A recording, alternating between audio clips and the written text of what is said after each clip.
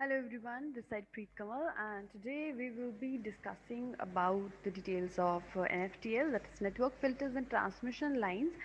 जैसे कि last lecture में हम लोगों ने डिस्कस किया था about the symmetrical and asymmetrical networks, उनकी प्रॉपर्टीज़ क्या हैं, सिमेट्रिकल नेटवर्क्स की क्या प्रॉपर्टीज़ हैं, असिमेट्रिकल की क्या प्रॉपर्टीज़ हैं, किस तरह से हम उन्हें यूज़ करते हैं और उन्हें कैसे हम सॉल्व कर सकते हैं। कैरेक्टरिस्टिक इम्पिडेंस है, प्रोपेगेशन कांस्टेंट है, attenuation constant, phase shift constant है, then iterative image impedances, insertion loss और बहुत सारी इस तरह के टॉपिक्स जो थे वो हम लोगों ने डिस्कस किए थे। आज जो हम डिस्कस करने वाले हैं that is the half section और एल सेक्शन बोल देते हैं उसे हम। फोर टर्मिनल नेटवर्क जिसे हम बोलते हैं टू पोर्ट या फोर टर्मिनल जो नेटवर्क होता है वो बहुत डिफरेंट तरीके के नेटवर्क्स होते हैं हमारे पास।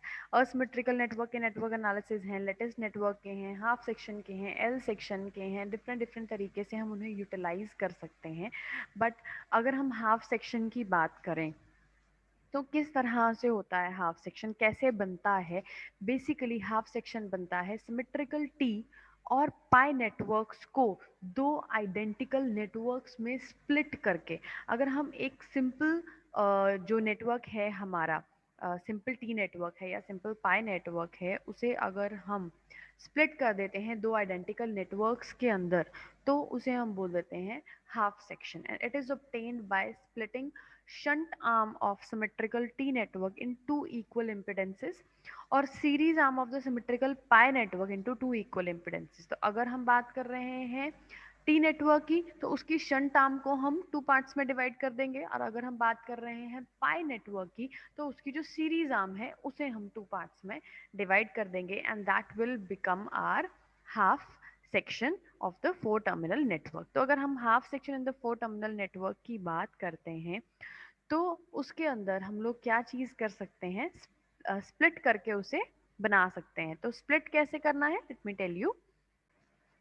तो जैसे कि मैंने बोला था कि हम क्या करेंगे, कैसे हम इसको कनेक्ट करेंगे with the help of T and pi network को डिवाइड करके, राइट। तो अब ये देखिए यहाँ पे जैसे ये टी नेटवर्क है, राइट।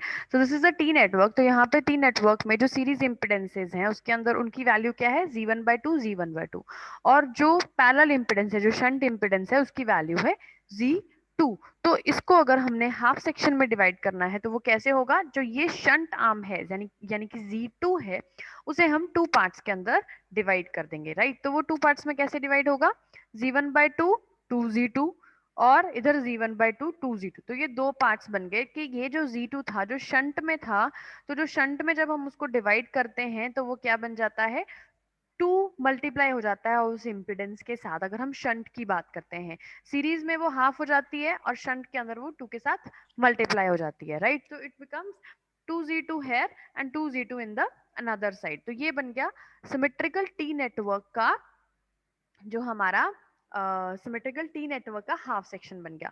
और अगर हम पाई नेटवर्क की बात करें तो सिमेट्रिकल पाई नेटवर्क है, तो यहाँ पे देखिए यहाँ पे क्या है, 2Z2 शंट आर्म में है, इधर भी 2Z2 शंट आर्म में है, और जो सीरीज आर्म है उसके अंदर है Z1। तो जैसे कि टी नेटवर्क के अंदर हाफ सेक्शन बनाने के लिए हमने शंट आर्म को बीच में से स्प्लिट किया, डिवाइड किया, तो वो हाफ सेक्शंस में डिवाइड हो गया।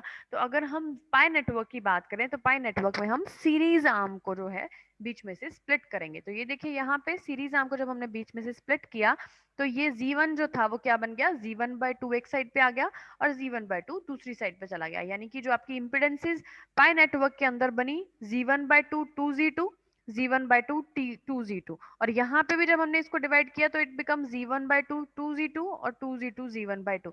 यानी कि चाहे आप टी नेटवर्क को डिवाइड कर रहे हो या आप पाई नेटवर्क को डिवाइड कर रहे हो, डिवीजन के बाद, स्प्लिटिंग के बाद जो हाफ सेक्शन बनेगा उसकी जो इम्पिडेंसेस होंगी दे विल बी इक्वल। वो हाफ सेक्शन की इम्पिडेंसेस टी नेटवर्क के केस में भी और पाई नेटवर्क के केस के अंदर भी इक्वल ही होंगी। तो आप किसी भी तरीके से उसको डिवाइड करके हाफ सेक्शन बना सकते हो। इन दोनों ही टर्म्स को हम हाफ सेक्शन ही बोलेंगे। अब ये जो सेक्शंस बन गए हैं हाफ सेक्शंस, ये ना टी सेक्शन रहे हैं ना पाए रहे हैं, it has become half section, right. तो कंसिडर अ हाफ सेक्शन, तो इसको हम हाफ सेक्शन मान लेते हैं। तो अगर अगर हमारा हाफ सेक्शन असिमेट्रिकल टाइप का होगा फॉर एग्जांपल, तो हमें क्या करना पड़ेगा, एनालाइज करना पड़ेगा उस नेटवर्क को basis on the basis of iterative impedance and image impedance. जैसे कि हम पता है कि जब हम सिमेट्रिकल नेटवर्क्स की बात करते हैं तो उसमें हम कैरेक्टरिस्टिक इम्पिडेंस और प्रोपेगेशन कांस्टेंट कैलकुलेट करते हैं, लेकिन जब हम असिमेट्रिकल नेटवर्क की बात करते हैं तो उसके अंदर हम लोग आइटरेटिव और इमेज इम्पिडेंसेस को कैलकुलेट करते हैं। तो अगर हम हाफ सेक्शन यहाँ पे जो कंसिडर किया है अगर वो असिमेट्रिकल टाइप का होगा फॉर एग्जाम्पल, तो हम उसको कैसे एनालाइज करेंगे, with the help of iterative impedance and image impedances के हिसाब से उसको सेपरेटली जो है वो हम लोग उसको कैलकुलेट कर सकते हैं। तो by the property of asymmetrical network, iterative impedance at the two ports of the network are of different value, z01 और z02 या z-01 और z-02 जो उन्होंने वैल्यूज ली हैं। तो जब हम आइटरेटिव इम्पिडेंस की बात करते हैं तो एक साइड से जब उसे टर्मिनेट करते हैं तो दूसरी साइड से भी वही सेम इम्पिडेंस अपीयर होती है। आइटरेटिव इम्पिडेंस हम लोग पढ़ चुके हैं, आइटरेटिव और इमेज इम्पिडेंसेस होती क्या है, right. Iterative impedance means network को, अपने हाफ सेक्शन जो नेटवर्क बनाया उसे हमने जो आउटपुट पोर्ट के ऊपर जो भी इम्पिडेंस लगाई इनपुट पोर्ट से जब हम उसे देखेंगे तो हमें वहां से भी वही इम्पिडेंस नजर आएगी।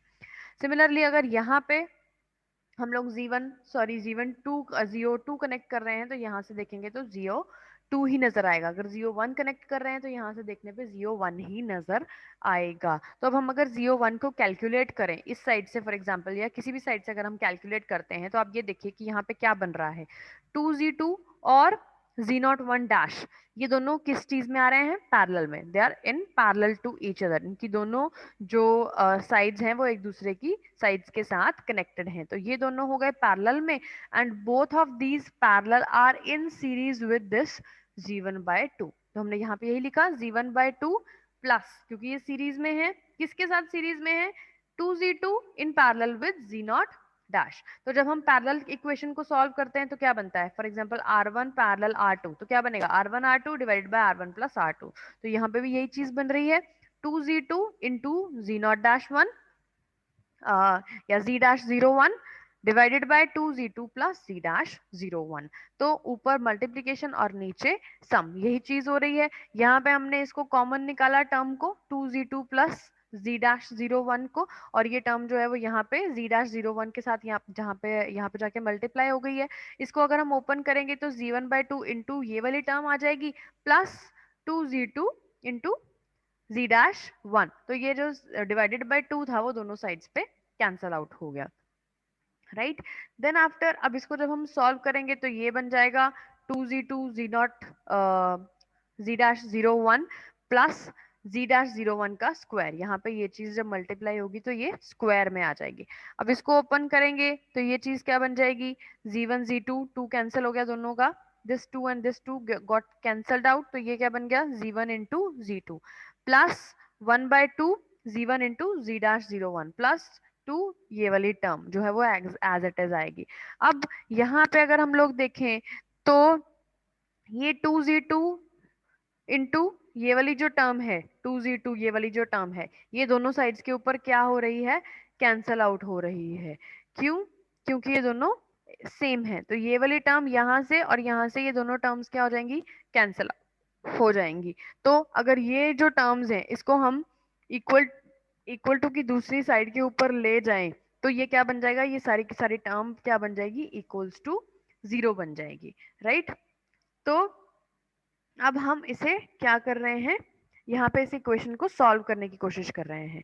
अब इस इक्वेशन को सॉल्व करने के लिए हमने यहाँ पे क्या किया, roots of the quadratic equation जो है उसको फाइंड आउट किए, a² plus AB plus B, right. तो इस तरह से हमने जो रूट्स हैं क्वाड्रेटिक इक्वेशन जो है उसको बनाया, क्वाड्रेटिक इक्वेशन के रूट्स को फाइंड आउट करने की कोशिश करी। तो इसके बाद आप डायरेक्टली ये आंसर जो है उसको नोट कर सकते हो, आपको ज्यादा डिटेल में जो इसकी डेरिवेशन है उसमें जाने की जरूरत नहीं है, बिकॉज आपके सिलेबस में इट इज रिटन की नो डेरिवेशन, राइट। तो जस्ट अ सिंपल फॉर्मेट जहां तक आपको सिंपली वो चीज क्लियर हो रही है वहां तक आपने कैलकुलेट करना है, एंड आफ्टर दैट आपने क्या करना है, उस चीज को एज इट इज लिख देना है।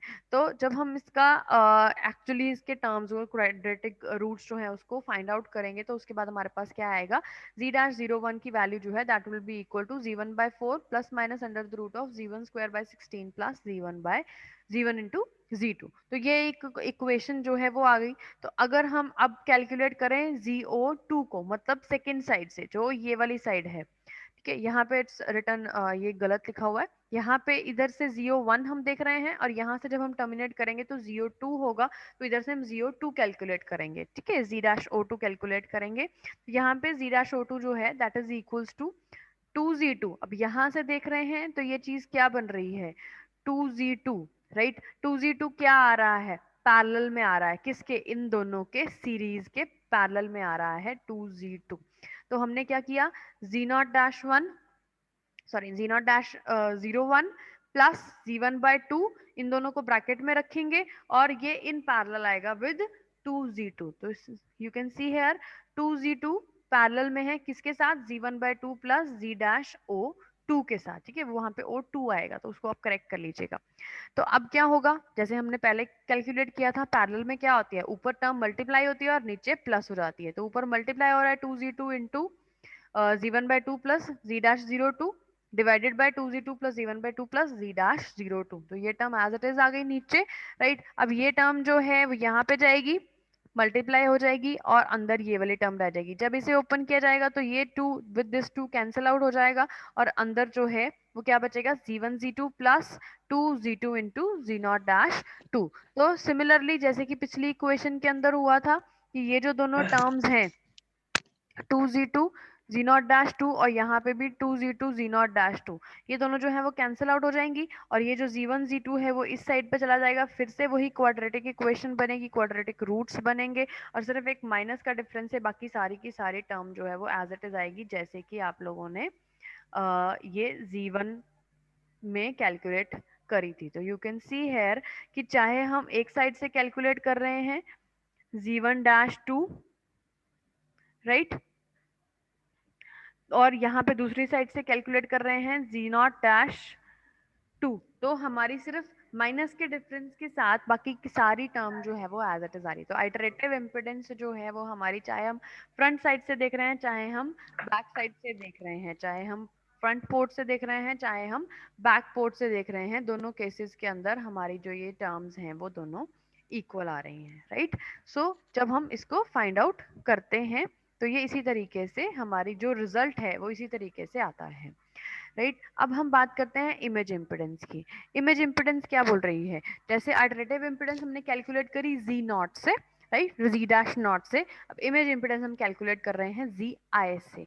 तो अगर हम इमेज इम्पिडेंस की बात कर रहे हैं तो for an any asymmetrical network, image impedance क्या होती है at any port, it is the geometric mean of open and short circuit impedances at that port. उस पर्टिकुलर पोर्ट पे जो ओपन और शॉर्ट सर्किट इम्पिडेंसेस हैं उनका ज्योमेट्रिक मीन होता है इमेज इम्पिडेंस, जनरली जब हम इसको कैलकुलेट करते हैं। तो Zi1 की अगर हम बात करें पोर्ट 1 पे तो ये क्या बन जाएगा, Z1OC इंटू Z1SC, और पोर्ट 2 की बात करेंगे तो Z2OC इंटू Z2SC के बराबर। OC-SC क्या है आपका, ओपन सर्किट और शॉर्ट सर्किट इम्पिडेंसेस जो हैं, जैसे हमने कैलकुलेट करी थी ओपन और short circuit symmetrical T network के केस में, राइट। तो consider a half section without any termination, terminate नहीं किया है, एक सिंपल हाफ सेक्शन है यहाँ पे। तो जो इम्पिडेंसेस है टर्मिनल 1 डैश और विद टर्मिनल 2 डैश, ठीक है, तो अगर ओपन सर्किटेड है तो Z1OC और Z1SC के साथ रिप्रेजेंट करेंगे फर्स्ट पोर्ट पे, ठीक है। तो फर्स्ट पोर्ट पे अगर हम इसको ओपन सर्किट इम्पिडेंस को कैलकुलेट करेंगे तो वो क्या बन जाएगी,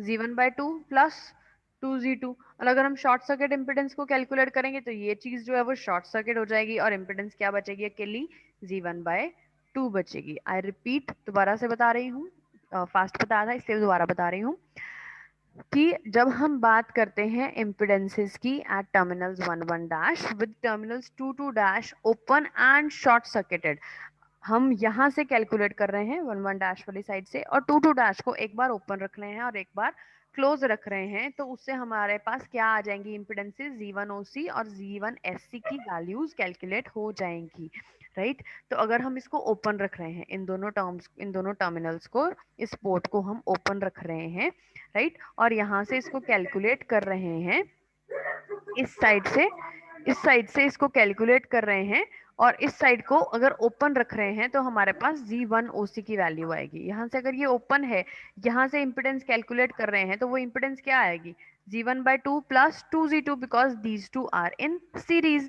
और अगर हम बात कर रहे हैं इसकी शॉर्ट सर्किट इम्पिडेंस की, तो अगर हम इसको शॉर्ट सर्किट कर देते हैं यहाँ से, तो ये शॉर्ट हो गई, तो इसका मतलब जो भी करंट यहाँ से ट्रैवल करेगा वो यहाँ पे आएगा, ये वाली इम्पिडेंस में नहीं आएगा। तो ये इम्पिडेंस इसके with this respect to this क्या हो गई, खत्म हो गई, जीरो हो गई, इम्पिडेंस शॉर्ट सर्किट हो गई, राइट। तो अब अगर हम यहाँ से इम्पिडेंस कैलकुलेट कर रहे हैं, तो ये इम्पिडेंस तो खत्म हो गई शॉर्ट सर्किट की वजह से, तो बची कौन सी impedance, only G1/2। That is r impedance of short circuit impedance, right. Open circuit impedance में ये दोनों इम्पिडेंसेस आएंगे, और शॉर्ट सर्किट इम्पिडेंस में अकेली G1/2 इम्पिडेंस जो है वो कंसिडर होगी, राइट। उसके बाद अगर हम इमेज इम्पिडेंस की बात करें Zi1 की, तो हमने यहाँ पे कैलकुलेट करा था कि Zi1 किसके बराबर है, under the root of G1 OC into G1 SC। तो G1 OC की वैल्यू हमें पता है, G1 SC की वैल्यू हमें पता है, तो इम्पिडेंस क्या बन गई हमारी, G1/4 प्लस G1 G2।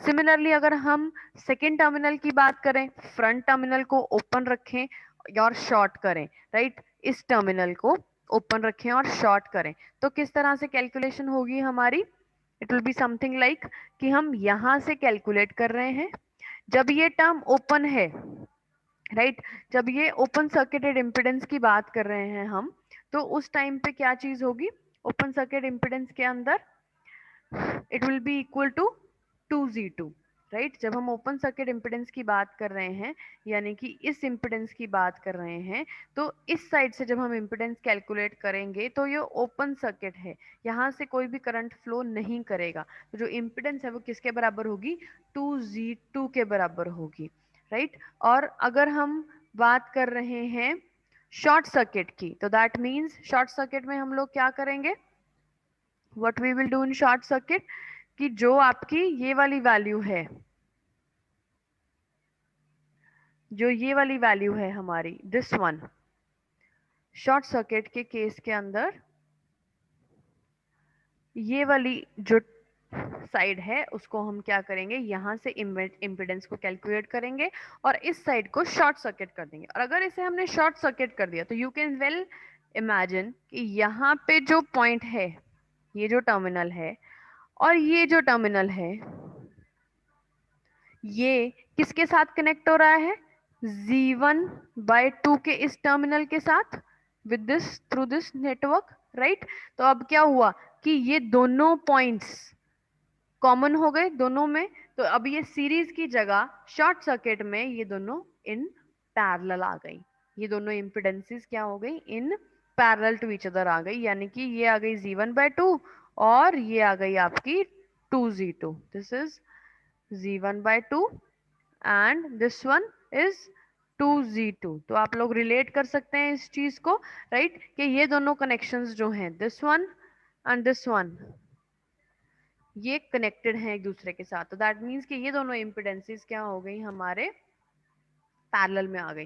तो अगर पैरेलल में इम्पिडेंसेस होंगी तो क्या होगा, 2Z2 in parallel with G1/2, यानी कि ऊपर क्या आ जाएगा, 2Z1 into Z2 divided by 4Z2 plus Z1, तो 2 इंटू 2 4 हो गया, राइट। तो 4Z2 प्लस Z1, तो ऊपर हो गई मल्टीप्लाई और नीचे हो गई प्लस, राइट। तो अगर हम अब यहाँ से कैलकुलेट करें इसकी वैल्यू, तो under the root of Z2OC into Z2SC, तो Z2OC क्या है, 2Z2 इंटू Z2SC क्या है, ये वाली टर्म, तो ऊपर क्या आ जाएगा हमारे पास, 4Z1 Z2 square divided by Z1 plus 4Z2। तो अगर हम इनको अलग अलग कर दें, राइट, या इनको हम लोग अगर कैलकुलेट करें कि Z1 के साथ अगर ऊपर नीचे दोनों साइड्स पे मल्टीप्लाई कर दें हम लोग और 4 के साथ डिवाइड कर दें, तो ये टर्म क्या बन जाएगी, Z1 square Z2 square divided by Z1 square by 4 plus Z1 Z2। कैसे किया मैंने, ये भी आपको बताती हूँ हाउ दिस हैपेंड।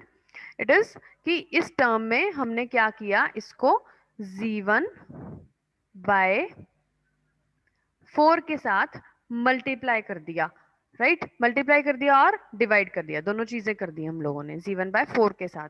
राइट, तो अब यहाँ पे क्या चीज होगी, z1/4 के साथ अगर इसको मल्टीप्लाई करेंगे तो ये वाली टर्म क्या बन जाएगी, अंडर द रूट के अंदर ये टर्म क्या बन जाएगी, z1 के साथ मल्टीप्लाई हो रहा है तो ये बन जाएगी z1 स्क्वायर, और 4 के साथ डिवाइड हो रहा है तो ये वाला 4 जो है वो कैंसिल आउट हो जाएगा इस 4 के साथ। राइट, और इसके साथ आ जाएगा z2 का स्क्वायर, ये ऊपर आ गया। राइट, नीचे भी अगर हम ये सेम चीज कर रहे हैं तो ये क्या बन गया, z1 इंटू z1/4, तो z1 का बन गया z1 का स्क्वायर। राइट, और डिवाइड हो गया किसके साथ, 4 के साथ। राइट, प्लस ये जो 4 था ये इस 4 के साथ ये भी कैंसिल आउट हो गया। अब हम क्या कर रहे हैं, यहाँ पे क्या आ गई ये term z1 into z2। I wish it is clear, अगर नहीं तो मैं दोबारा से बता देती हूँ हमने क्या किया। ये जो टर्म थी इसको इक्वेट करने के लिए, इक्विवेलेंट करने के लिए हम लोगों ने क्या किया, z1/4 के साथ इस टर्म को मल्टीप्लाई भी कर दिया और डिवाइड भी कर दिया, मतलब दोनों साइड्स पे मल्टीप्लाई कर दिया इसे z1/4 के साथ, तो जिसकी वजह से हमारी ये जो थी वो आउटपुट आ गई। तो अब ये आउटपुट देखिए ये कितनी सिमिलर है इसके साथ। So you can see here कि अगर मैं यहाँ पे लिखना चाहूँ Zi2, राइट, तो वो किसके बराबर है Zi2, I can write it like कि it is something z1 z2 divided by Zi1। तो can I write it like this, कैसे हम, क्या मैं ऐसे लिख सकती हूँ, क्यों, रीजन इज Zi1 किसके बराबर है, see look and hair, Zi1 किसके बराबर है, z1 स्क्वायर/4 प्लस z1 z2 का स्क्वायर रूट। राइट, तो ये टर्म आ गई under the root of z1 स्क्वायर/4 plus z1 z2, this is equals to Zi1। और अगर मैं इसकी बात करूं तो ये टर्म क्या है हमारे पास, z1 square into z2 square, तो ये स्क्वायर और ये अंडर रूट, ये दोनों आपस में कैंसिल हो गए, तो हमारे पास बचा क्या, z1 इंटू z2। तो this Zi2 can be rewritten as z1 z2 divided by Zi1, या इस तरह से भी लिख सकते हैं, या जिस तरह से मर्जी आप इस चीज को रिप्रेजेंट कर सकते हैं। This is the image impedance. Right, तो इस चीज से क्या क्लियर हो रहा है, इट इज क्लियर कि image impedances at port 1 and port 2 वो बेसिकली क्या है, characteristic impedances हैं of the symmetrical T and pi network having total series and shunt arm impedance at Z1 and Z2 respectively। कि अगर हम इसको calculate करें Zi1 और Zi2 को, तो Zi1 की वैल्यू जो है वो ZOT के बराबर है, ZOT जो हमने कैरेक्टरिस्टिक इम्पिडेंस T नेटवर्क की कैलकुलेट करी थी, और जो Zi2 है वो किसके बराबर है, ZO पाई के बराबर है। दैट इज द सिमेट्रिकल जो नेटवर्क हमने पाई सेक्शन जो कैलकुलेट किया था उसकी जो कैरेक्टरिस्टिक इम्पिडेंस थी उसके बराबर है। Because this property of the half section it can be use to match a T section with a pi section if both are having same series and shunt impedances. तो इससे हम लोग क्या कर सकते हैं, देखिए इसकी इनपुट इम्पिडेंस जो है वो ZOT के बराबर है, और अगर हम इमेज इम्पिडेंस को इस साइड से देखें तो वो ZO पाई के बराबर है।